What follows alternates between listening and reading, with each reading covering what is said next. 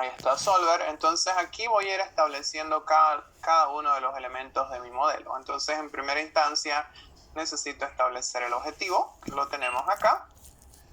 Ya, de este objetivo me interesa el máximo. Mis decisiones son estos valores de acá. Entonces, como les había dicho antes, es poco probable que ustedes se equivoquen cargando el objetivo y cargando las decisiones, porque esos datos están más que explícitos. Consultan si hay una forma más rápida de hacer esto. La respuesta es sí. Tendríamos que utilizar una herramienta que se llama Solver Table o tabla Solver, ¿ya? Pero en realidad para hacer solamente esta aplicación no sería adecuado tener que explicar todo lo que implica Solver Table, porque tiene su nivel de complejidad. Entonces ya en este caso preferimos hacerlo manual porque es solamente esta aplicación que estamos haciendo. Data Solver.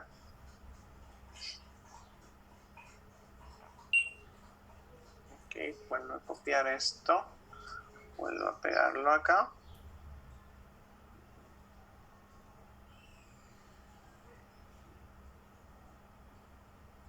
Dice una pregunta, ¿no manejamos decimales aquí? ¿Perdón? ¿No manejamos decimales? No. Con números enteros. Sí, en realidad podríamos manejar decimales, pero acá los decimales son irrelevantes. Por lo menos, ya desde el punto de vista de la función objetivo, son irrelevantes. Si en las decisiones hubieran decimales, ahí sí tenemos que tomarlas en cuenta, porque muchas de esas variables, decisiones, son números enteros, es decir, no tienen decimales. Entonces, si alguna de estas soluciones tuvieran decimales, ya obviamente tendríamos que ver qué hacemos. En el caso de este modelo específicamente, fíjense que estas son sus variables de decisión. Aquí no importa si tienen decimales, porque al final aquí estoy hablando de dinero, y el dinero como tal sí tiene decimales. Pero si tuviera una variable en la cual esté hablando, por ejemplo, de unidades de producción, esté hablando de personas, esté hablando de maquinaria, esté hablando de empresas, ahí sí tendría que tomar en cuenta el tema de los decimales y tendría que buscar la forma en la cual mi modelo no tenga ese factor de decimal. Por lo menos acá no hay problema. En el caso del objetivo, no hay ningún problema si el objetivo tiene decimales. Es decir, no me interesa mucho, de hecho, que esto tenga decimales. Ok, y aquí creo que cometí un error porque esto con 0,6, este es el dato que debería venir acá.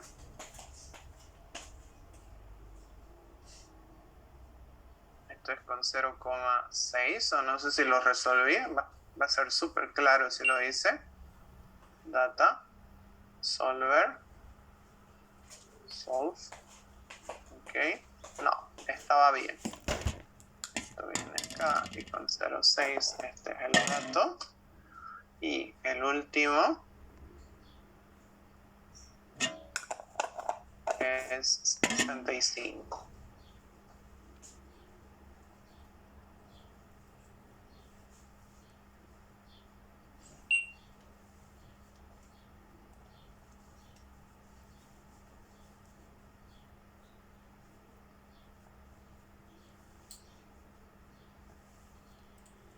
Ok, bien, entonces ahí tenemos estos datos.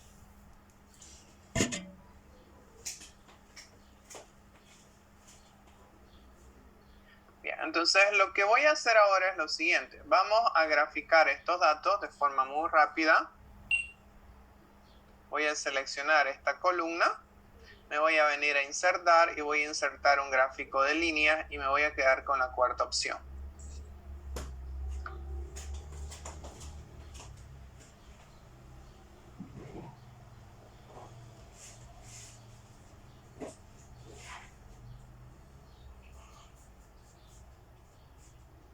¿Sí?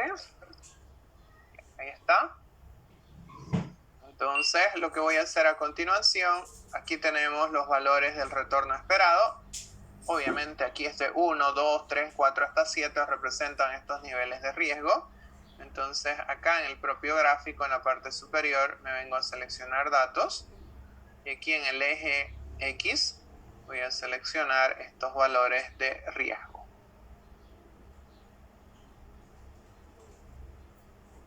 Y bien, ya tenemos nuestro gráfico.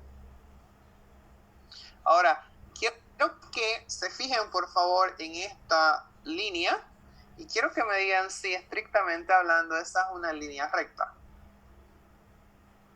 Sí, parece una línea recta, pero recuerden lo que habíamos sugerido acá. La pregunta es ver si la relación entre el riesgo y el rendimiento es directa. Estoy viendo que sí. Estoy viendo que en la medida que haya un mayor riesgo, va a haber un mayor nivel de rendimiento. Eso es lo que estoy viendo. Más riesgo, más rendimiento.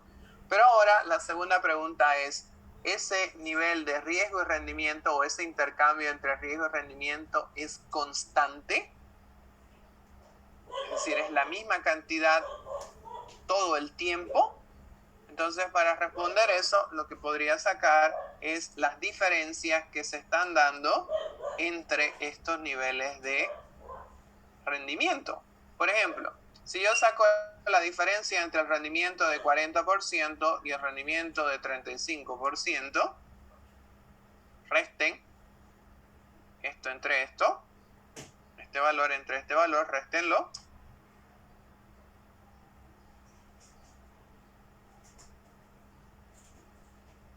Perdón, para ver mejor esto, lo puedo traer ahí. Listo. Ahí está. Entonces, miren, por 5% adicional de riesgo, el rendimiento crece en $318. Ahora, por otros 5 adicionales de riesgo, fíjense que el rendimiento crece nuevamente en $318. Entonces, hasta ahí vamos bien. Hasta ahí vamos viendo que el rendimiento es constante por el mismo nivel de riesgo. Ahora, ¿qué pasa cuando sigo subiendo en 5, en 5, en 5? Fíjense que hasta acá voy viendo bien, pero fíjense que a partir de este valor, el rendimiento crece en una menor proporción.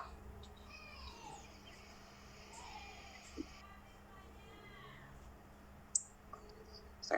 Entonces, lo que puedo ver es que efectivamente, por lo menos en este modelo, un mayor nivel de riesgo da un mayor nivel de rendimiento, pero en la medida que ustedes decidan asumir más riesgo, el rendimiento es menor. Antes ganaba 318 por cada 5% adicional de riesgo. A partir de cierto nivel, por 5% adicional de riesgo, ahora voy a ganar solamente 187.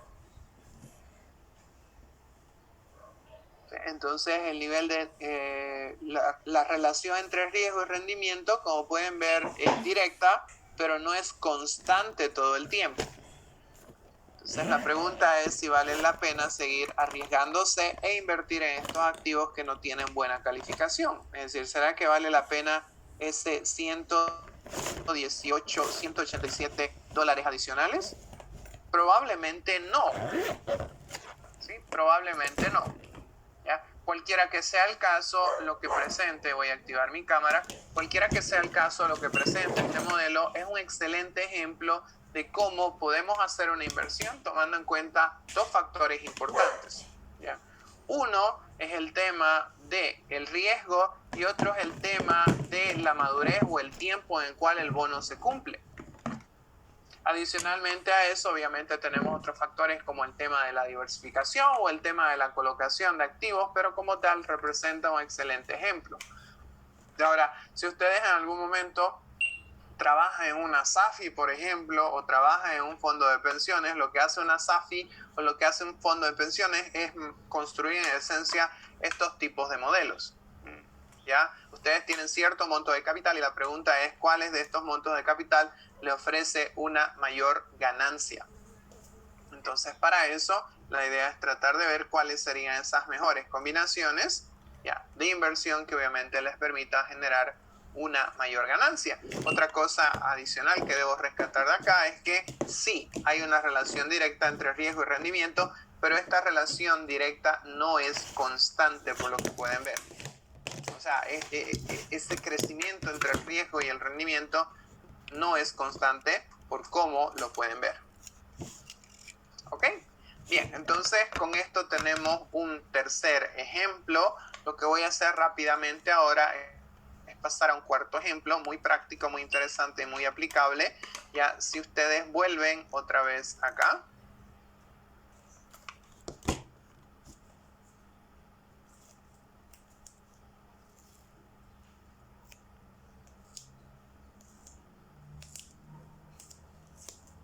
Ok, en este ejemplo lo primero que debemos hacer es llevar esta tablita de datos que tienen en Word, llevarla a Excel. Entonces tómense unos 2 minutos, lean esto y en la medida que vayan leyendo, vayan pasando estos datos a Excel, por favor, esta tabla de datos. ¿Ok? Comiencen a hacer eso entonces.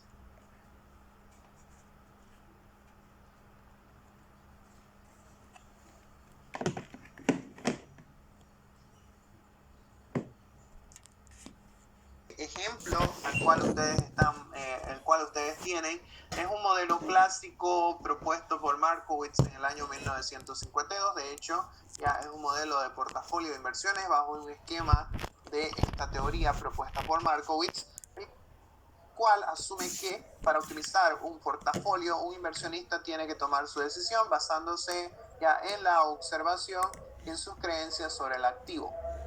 La observación está estrictamente relacionada al tema de los datos y la creencia es un tema obviamente subjetivo o relativo al inversionista.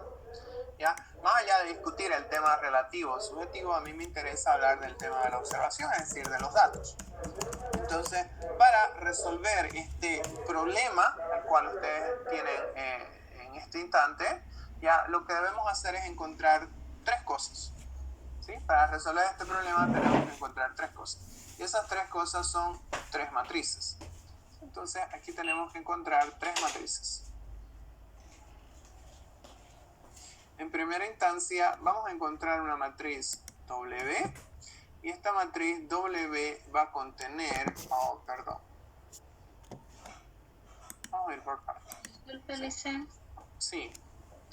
Yo sigo sin poder abrir ese documento. Ok. ¿Alguien más tiene el mismo problema que su compañera de no poder abrir los archivos?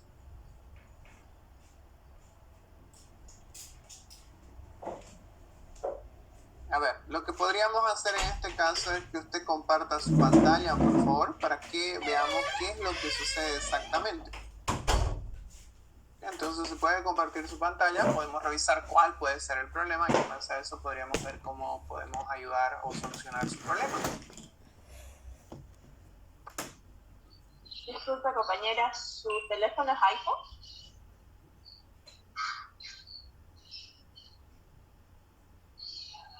Hola. Licenciado, no sé si nos permite reenviarle el documento en Word por el grupo. Tal vez así lo pueda abrir. Claro, esa sería la solución más fácil, digamos, y podría ser en el último instante, pero lo que quiero ver ahorita es cuál es precisamente ese problema para que esto no se repita, porque no va a ser la primera vez que les voy a subir documentos. De hecho, todo el tiempo les voy a subir documentos en la plataforma y quiero saber cuál es el problema para ver cómo podemos solucionarlo de raíz. Sí se puede enviar, de hecho, sí le pueden enviar el documento en Word, pero quiero saber cuál es el problema exactamente. Entonces, no sé si puede compartir su pantalla, no sé si está trabajando desde una computadora, desde una tablet, desde un celular. La escucho, señorita.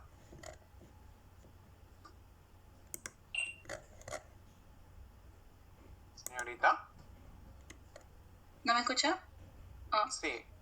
que se acaba de cortar la luz, por eso digo que... Por eso no le podía contestar hace un rato. Estaba conectando los medios. Ahorita voy a tratar de compartir pantalla. Ok, perfecto. ¿Usted está conectada desde su celular? Sí. ¿Y pasa clases desde su celular? Sí, pero estaba igual haciendo en la computadora lo del Excel. Ya, pero cuando usted descarga estos archivos, ¿los descarga en su celular o los descarga en la computadora?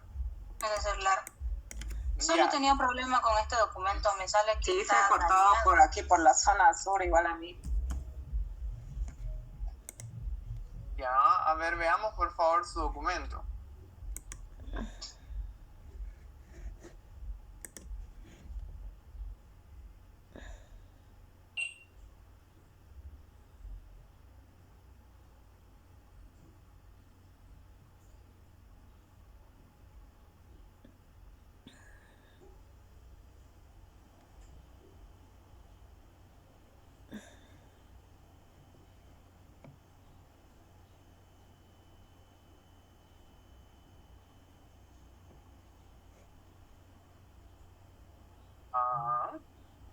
Estamos esperando.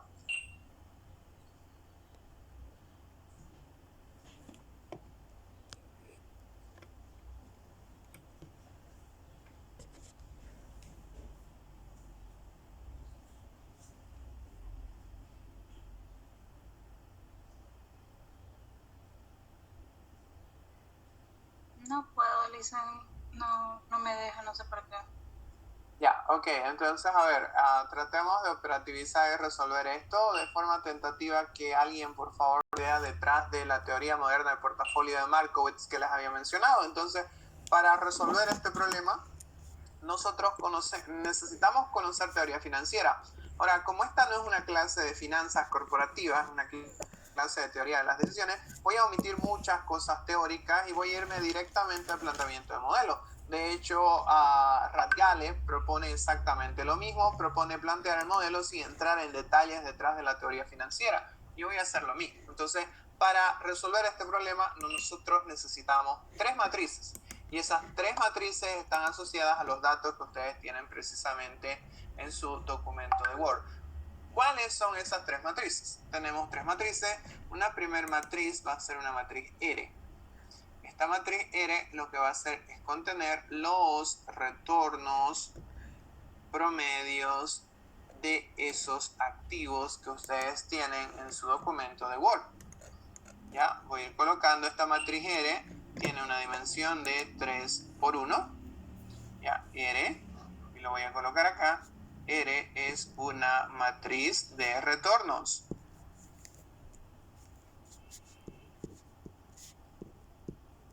Bien. La segunda matriz que necesitamos encontrar es una matriz W, y esta matriz W lo que hace es contener la participación que tiene cada uno de esos activos dentro de este portafolio de inversiones. Esta matriz W es una matriz también de 3 por 1. Entonces aquí voy a colocar W, esta es una matriz de participaciones o matriz de pesos, dependiendo de la literatura. En algunos casos la van a encontrar como participaciones, en otros casos la van a encontrar como pesos.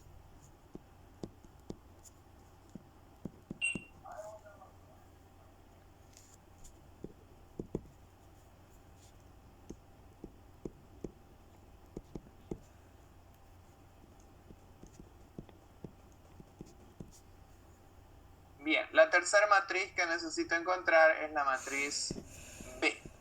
Veamos cómo encontramos esta matriz B.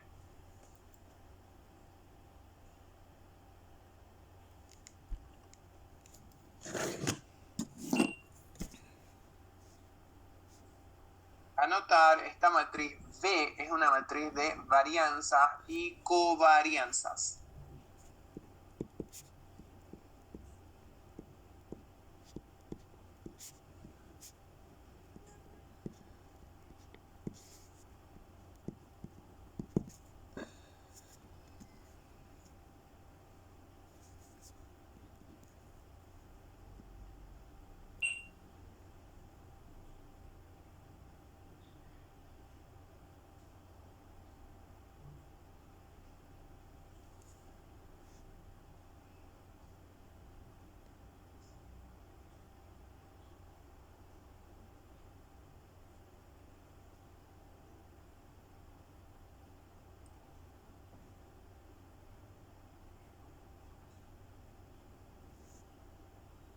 Perfecto, entonces tenemos una matriz de retornos, una matriz de pesos o participaciones, y tenemos una matriz de varianzas y covarianzas, que es una matriz de 3 por 3.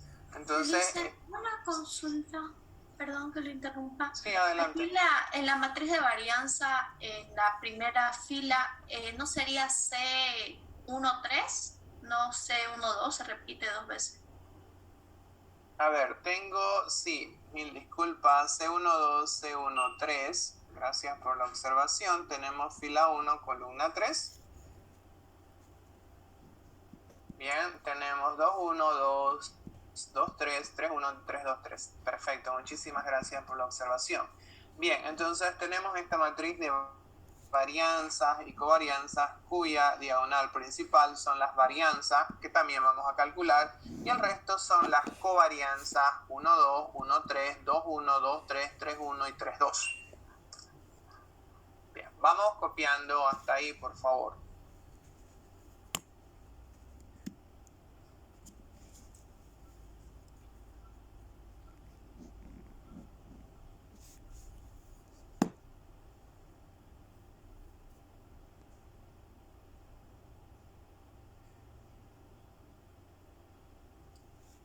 Coméntenme, por favor, cómo les fue con estos datos. ¿Ya tienen estos datos en Excel o estaban en el proceso de traspasar esto a Excel?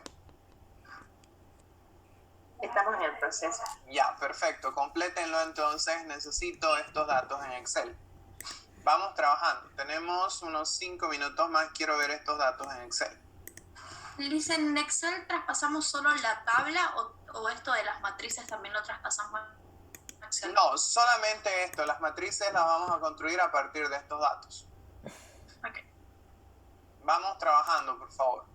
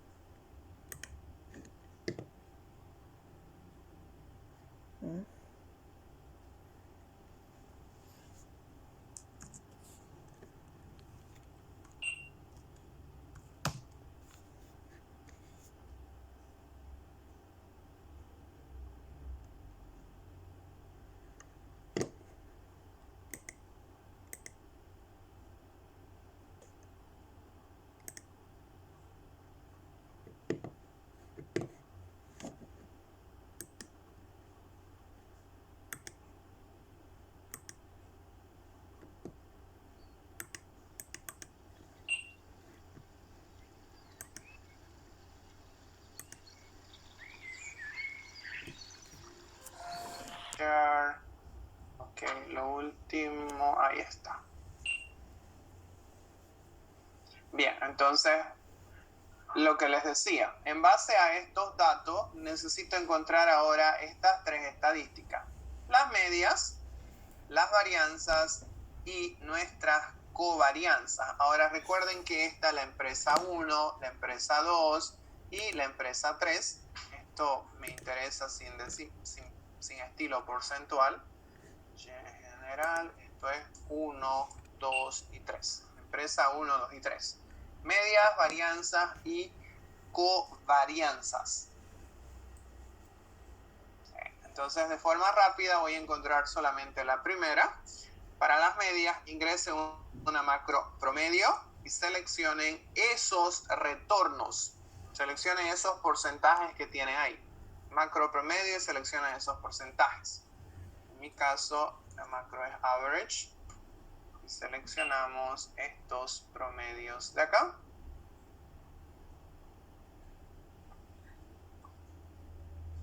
Y jalamos la fórmula. Ahí está. Ya tenemos los retornos promedios. Les vuelvo a repetir, la macro que tienen que utilizar es la macro average o promedio.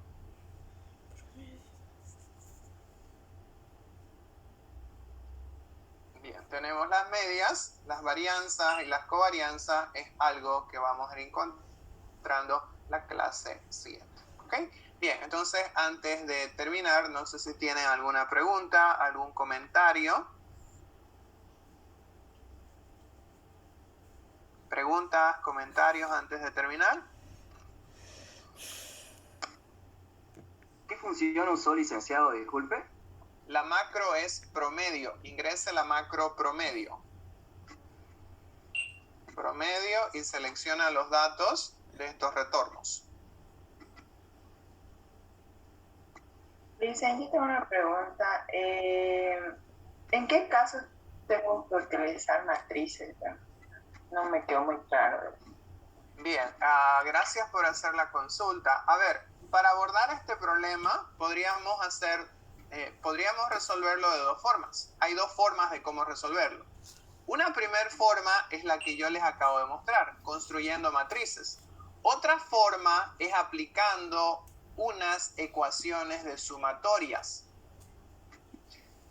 El día miércoles les voy a mostrar esas dos maneras en las cuales podemos aplicar esas ecuaciones de sumatoria o podemos aplicar matrices. Específicamente, para hacerlo más sencillo este modelo, lo que hacemos es aplicar matrices. ¿Por qué? Porque las ecuaciones de sumatoria son demasiado largas. Entonces, yo podría hacer esto. Podríamos aplicar ecuaciones de sumatoria y si están viendo mi pantalla, ¿ya? Y si vuelvo a mi Jamboard y con esto termino, nosotros podríamos hacer todo esto que ustedes ven acá. Acá está. Voy a desactivar este micrófono. Ok. Podríamos hacer esto. Podríamos hacer ecuaciones así, que son ecuaciones de sumatorias. Y para hacer portafolios también se podría hacer eso. Pero en este caso, como son tres variables, como tengo varios datos, el mejor enfoque es trabajarlo con matrices. Ojo, esta idea de matrices funciona específicamente para este ejemplo. No necesariamente en todos los modelos de optimización se van a aplicar matrices. Mucho depende de qué quieran hacer. Y como les acabo de mencionar, para este modelo específicamente, ustedes más allá de saber investigación operativa, necesitarían saber teoría financiera. De hecho, si fuesen ingenieros industriales que fuesen muy buenos sabiendo investigación operativa, no podrían resolver este modelo. ¿Por qué? Porque más allá de hacer un objetivo, unas decisiones y unas restricciones, necesitan saber teoría financiera. Y lo que vamos a discutir antes de plantear el objetivo, las decisiones y las restricciones es ese tema de teoría financiera. ¿Ok? Pero, repito nuevamente, para este enfoque lo más sencillo es hacerlo por matrices porque tengo muchos datos. ¿Sí? Se puede hacer por sumas y les voy a mostrar el día miércoles cómo podríamos hacer esto por sumas. De tal forma que quede claro cuándo puedo utilizar matrices y cuándo utilizo sumas. ¿Ok? Bien, ¿alguna otra consulta?